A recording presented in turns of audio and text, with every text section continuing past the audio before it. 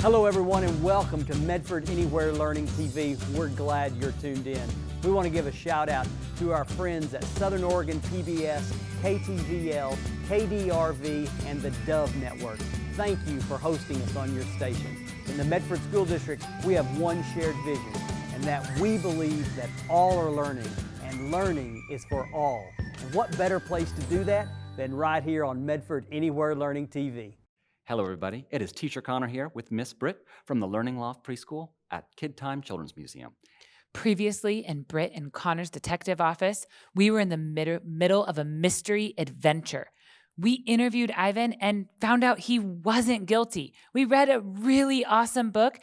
We also interviewed Connor and he didn't match the crime. We have a whole list of suspects left to interview. Here, Britt, we actually don't. I think we interviewed Ivan, we interviewed me. We only have you left as a suspect to interview. Oh. Stay tuned to find out.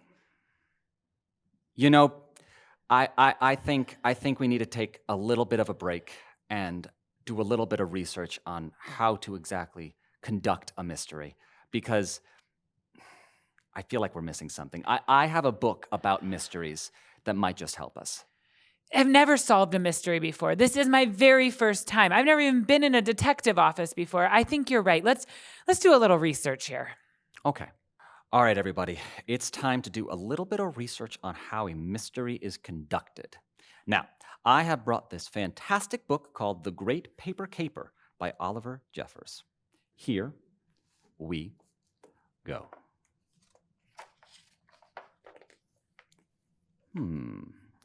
There was a time in the forest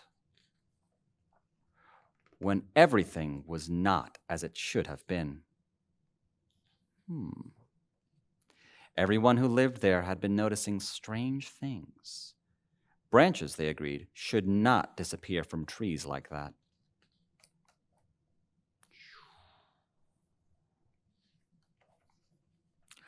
Someone, they agreed again, must be stealing them.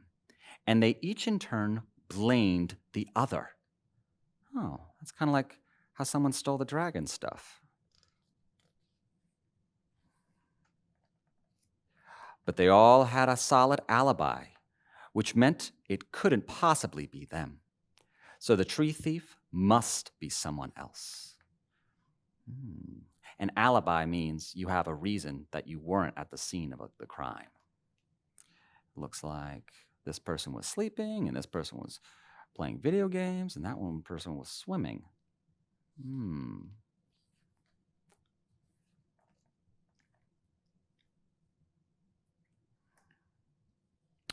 It was all very mysterious indeed.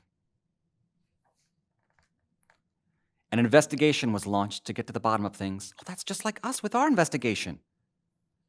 They were each given a different job to do so the tree thief could be caught. I'll be the detective, and you can be the judge. Why do I have to be the judge? Why not him? I'm the prosecutor, that's why. The 112th Biennial Paper Airplane Competition, next Saturday, 2 p.m. All entries welcome. That seems relevant to the plot. They took photographs, made notes, and examined every leaf. But no matter how hard they investigated, no clues could be found. Shoo, shoo, bloom.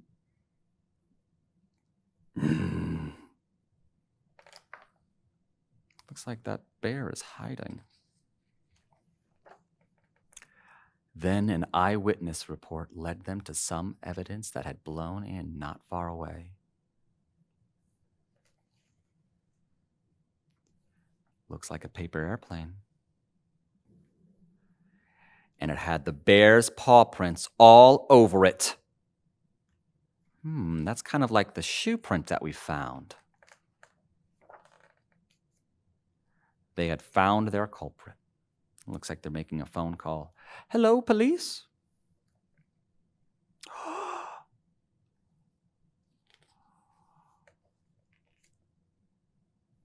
Whoa.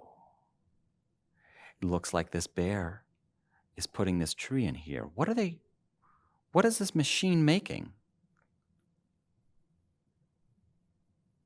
Paper. It even says paper making machine.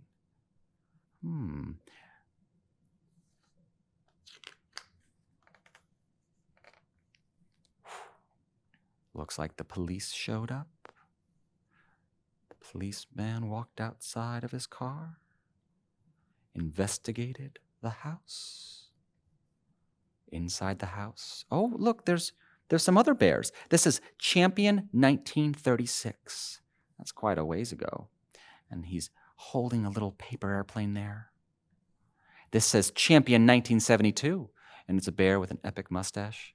Has a gold medal and a paper airplane. Oh, there's more paper airplanes there and with trophies abound. Knock, knock. I wonder who that could be. The bear was brought in to have his picture taken. Not me. And was kept late into the night to answer questions. Where were you that night?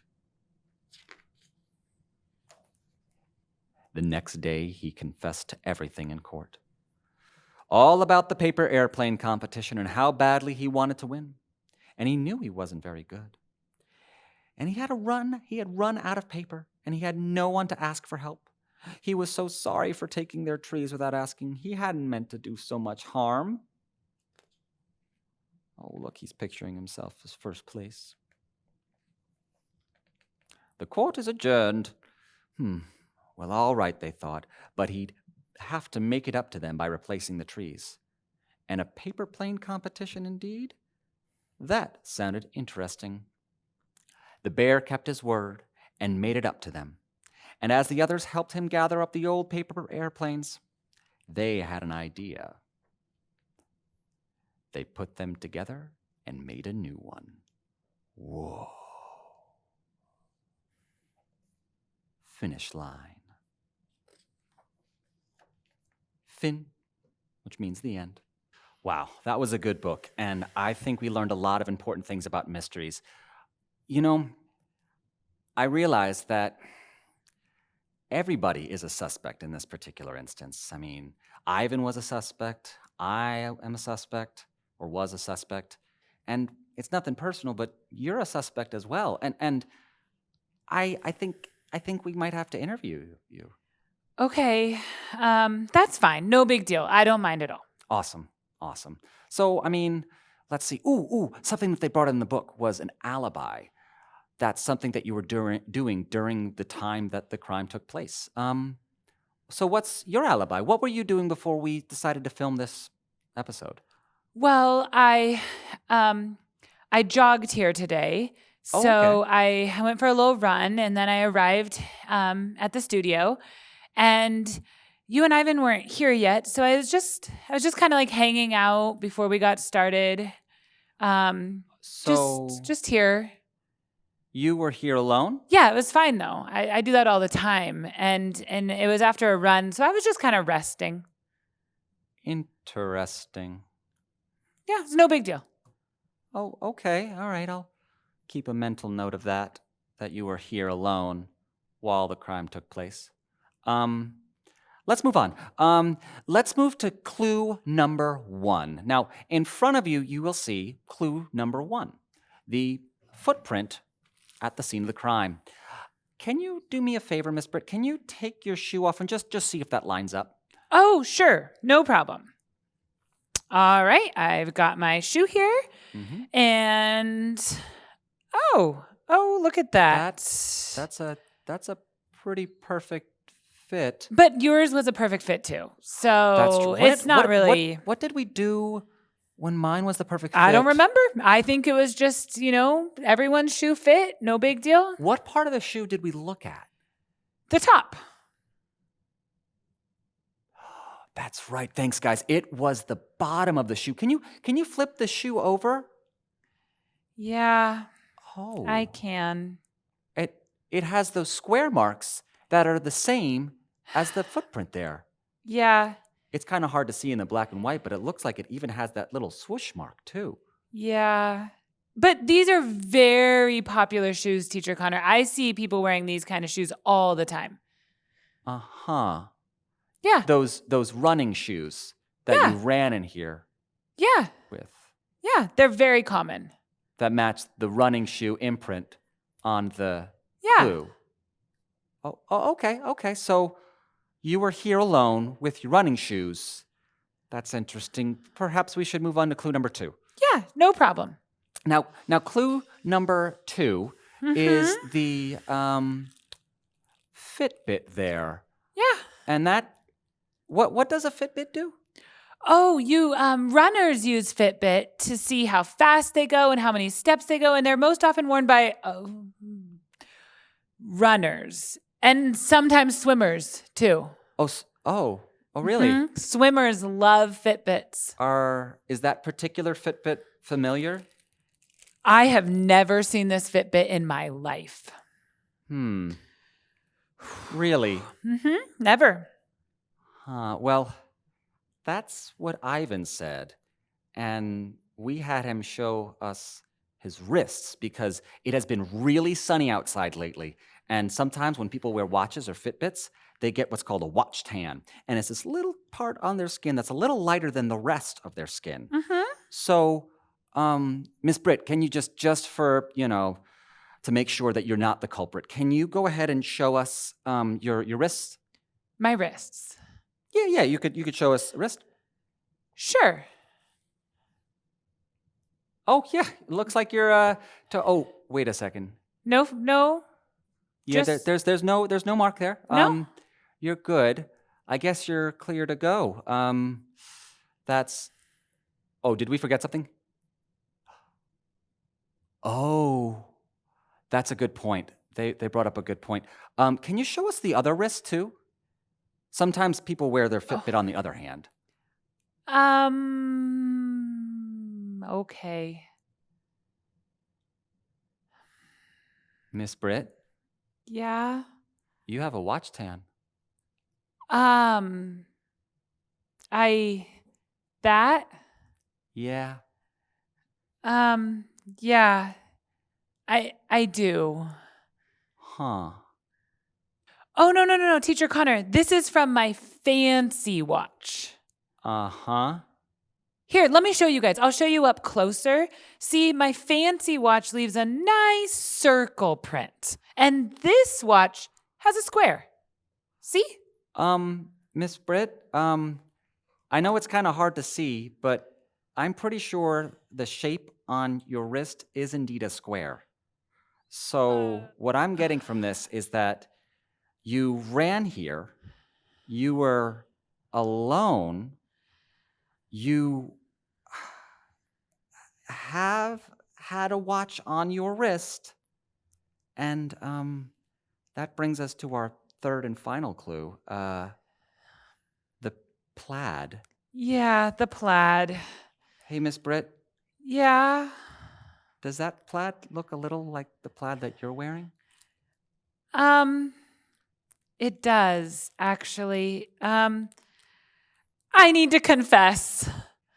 Okay. Teacher Connor, it was me. I took all the dragon stuff. I hid it back in the broom closet, and I didn't get rid of it, and I didn't do any damage to anything. I just hid it because here's the thing, Teacher Connor, I'm so scared of dragons, and I don't want to do a dragon lesson. Oh, well, when we were in the car and we were talking about different lessons that we could do, and I was super excited about it, but what? Why didn't you tell me? I should have just told you. But I didn't because you were so excited and you were feeling like jumpy and smiley and like you had all these ideas and you just kept going and going and going with all the ideas. And I kept trying to tell you. And I wasn't really noticing either. I saw your face look kind of upset and I just kept on moving past and you were really quiet and I just kept on moving past and you were not jumpy like I was jumpy, which I was very jumpy. And I didn't even notice. I was feeling really nervous and really scared. And instead of telling you, I just hid all the dragon stuff. Miss Britt, it's okay. I understand being scared of something, but maybe next time you could talk to me instead of taking the stuff and hiding it in a broom closet? Yeah, I should have just told you because I've told you things before, like when I didn't really want to do the underwater basket weaving lesson and you were okay with that. I was. I mean, the scuba diving equipment is just way out of our budget, so, but. I should have just talked to you because when you're feeling scared or when you're feeling nervous or when you're feeling worried, you can just tell somebody. Well, you know, Miss Britt, maybe we could talk about doing a dragon lesson a little bit later, and we could talk about what makes the dragon lesson scary. And we could try something else next time. Oh, maybe you could help me overcome my fear of dragons. Yeah, we could just put a bunch of dragons in your face. Oh, I don't think I'm ready for that. Oh, okay. Maybe baby steps. Baby steps. All right, baby steps. Well, that was an interesting and amazing mystery. That was really fun, actually. That actually was. That was pretty awesome. We got to solve a mystery. We got to be in black and white in a detective's office. In our own office. Yeah, it says Britt and Connor. This is our detective office, clearly. And we got to have a lot of fun using clues, learning about alibis, suspects, and we got to read 2 really great books. Those were good books. High five to an awesome lesson. Oh yeah. Right, we're 6 feet apart, 6 socially feet distanced. apart. But anyway, thank you very much, and thank you very much, and we will see you next time. Thanks, everybody. Thanks for tuning in to Medford Anywhere Learning TV. Medford School District is a place where all are learning, and learning is for all.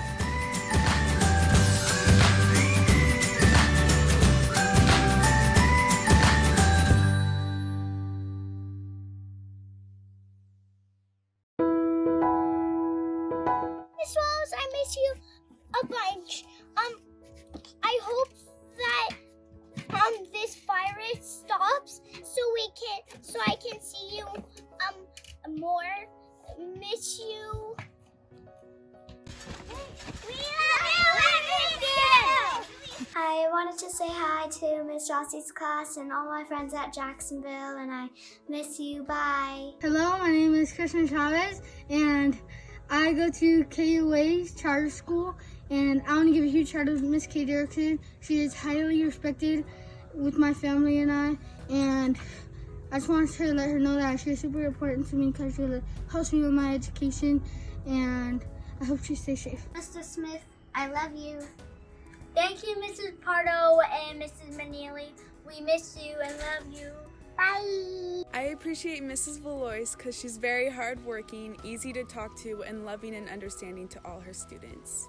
Thank you for all your hard work, Mrs. Beard. I miss you. Thank you, Miss Yanker, for everything you do. I miss you. Hi, Mr. Romery and Senora Winechild. Thank you for all you've done for me. Hi, Mrs. N. I'm making you a cat because I miss you so much. I hate being on camera, but I wanted to let my teachers know how much I love them and how much I miss them. Thank you guys for being the best and the greatest. Thank you so much for teaching me. Hi, my name is Natalia and I go to Loft High School. My teachers are Miss Southmead and Miss LaBelle. I want to thank them for always supporting me, even through this hard time with coronavirus and doing Zoom calls to teach each other every Wednesday. I just want to thank you, Miss S and Miss L. And thank you all teachers. I appreciate you. Bye. The teacher that I am thankful for is Mrs. Fowler. She's always very caring and pushes me to my limits and is always smiling. You're the best teacher ever, Mr. Mickelson. I miss you. Hi, my name is Taylor, and I go to Abraham Lincoln Elementary, and my teacher is Mr. Allman, and I miss all my friends. Hi, Mrs. Abbott. Thanks for being my teacher. I really, really miss you. Mrs. Carson, I thank you for everything that you do. I miss you. Thank you. Allison, I miss you a lot. I can't wait to see you. Bye. Hi, Miss Alderman. I appreciate you because you work so hard for our class to take care of us. And I miss you. Say hi, Miss Thompson, for being my teacher!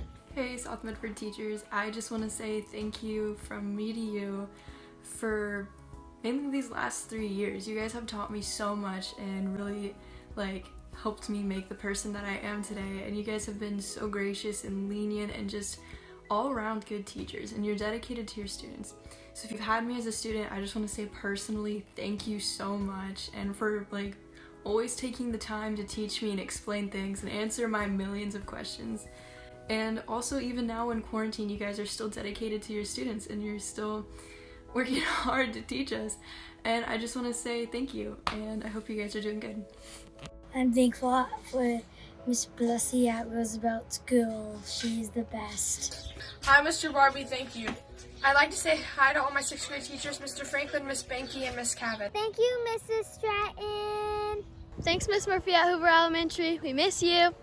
Hey, Miss Dode. I love being in your class. I miss you. Go Beavers. Go, Mrs. Dawson. Hey, Team 72 teachers. Thanks for being so great. I miss you.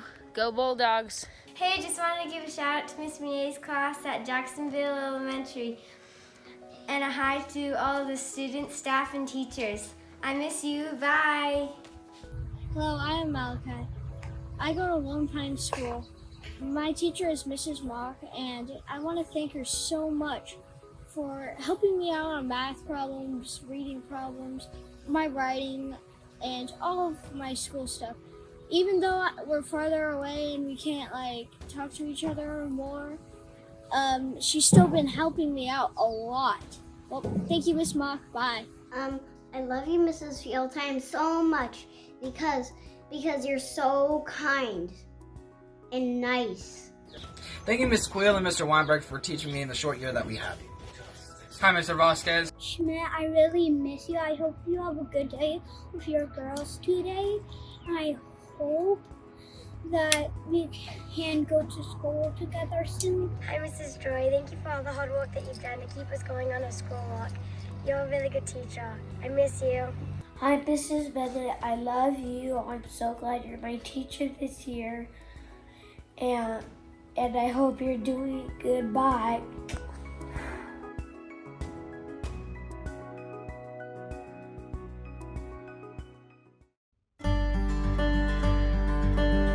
It's a big enough district, so you get all the support that you need from the different staff, from the coaches, from the administration. But at the same time, it has a sense of family. We all know each other. It's a small community in that sense. The environment at South Medford is one of the most positive environments that I've ever been in. You walk down the hall and you talk to your peers and you feel supported and you feel loved. It's a community-oriented place, not just teachers, but the community is involved in the education of children.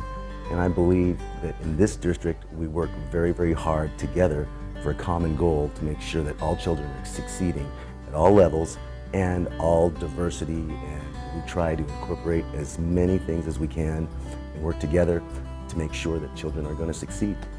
My name is Gloria Pareto Robertson, and I'm the Oregon State Teacher of the Year for the year 2017.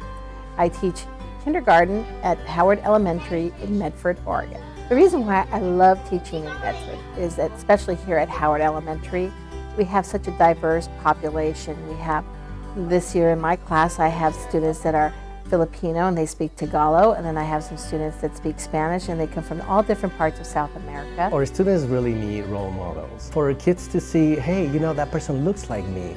They even speak like me at times, or being able to connect to the parents in that way. That it's absolutely critical that our kids see their faces in the role models that are looking at every day. One of my former students, she is now in community college. She was in my kindergarten class 13 years ago. She says, you have been my first and for the longest time, the only Mexican teacher I've had. And the fact that my mother can communicate with you and the other parents were able to communicate with you and see that school is a wonderful place to be and that it's a safe place to be and that we can learn just as well as everyone else.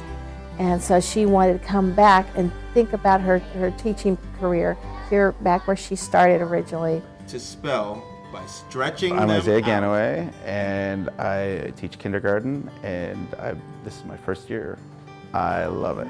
I'm having a great time. It's a lot of learning, but that's part of the fun of it too. The other kindergarten teachers took me in, let me be a part of the team, let me have input, which was fantastic for somebody who doesn't have experience, and they listened to me and let me be a part of the team.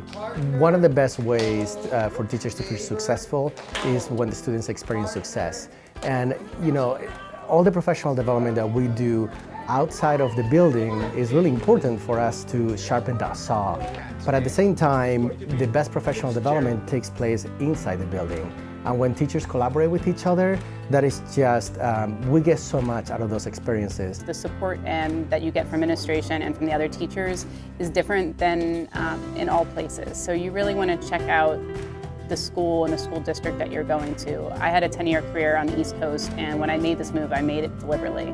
I knew what I wanted, I knew what I was looking for, and South Medford had it. The Southern Oregon offers something that few communities do. First of all, if you're coming from the north, we get a lot more sun that they do in Portland and Salem and those areas, and you still have access to just the amazing outdoors. When I left Pennsylvania, I wanted a place that had arts and culture, that had a really beautiful environment as far as rivers and hiking and fishing, and it looks like a movie outside. I keep telling my friends back east that I walk outside and I kind of feel like I'm in a Tolkien novel. My greatest joy for teaching music is opening the doors for children and watching them go through it, and the smiles and the joy that they have on their faces when they succeed with something they had no idea they were capable of. One of the greatest things that I hear from students is that they feel South Medford is a safe and happy place. They're excited to be here, they want to be here, they're excited to see what you have in store for them that day, and if you ever have a question, you just ask your neighbor, and they're there for you. The excitement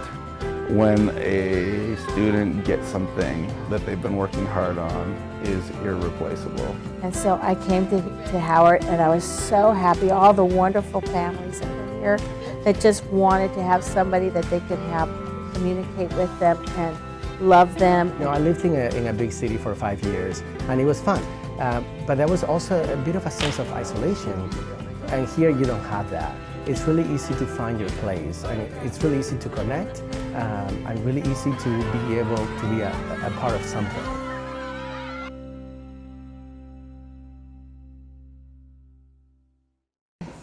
My name is Stella, and I'm in 5th grade. Tell me about the school board. What do you know about a school board and what a school board does?